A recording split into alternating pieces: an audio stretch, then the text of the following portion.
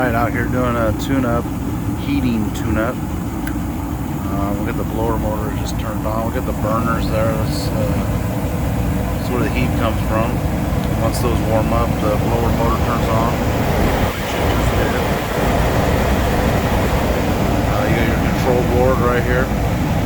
Basically what we did was took our jumper wire from W to R, and that's going to turn the heat on, eliminate the thermostat.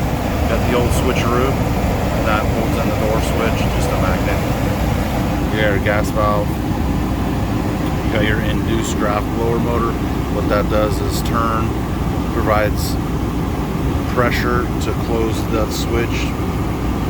Your pressure switch, once that closes, sends 24 volts back down to the gas valve. It says go ahead and put your igniter on. Igniter glows, and then once the igniter glows, gas valve opens,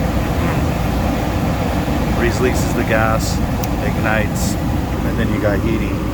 And this is the flue pipe that goes up and out of the house. Carbon monoxide, spent fuel, gas line coming in, drip leg, gas shut off.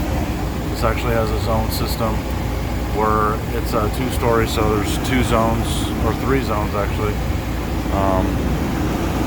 Return air plenum, and then you got your cased coil 410A, along with a supply plenum. All your ductwork's connected to that.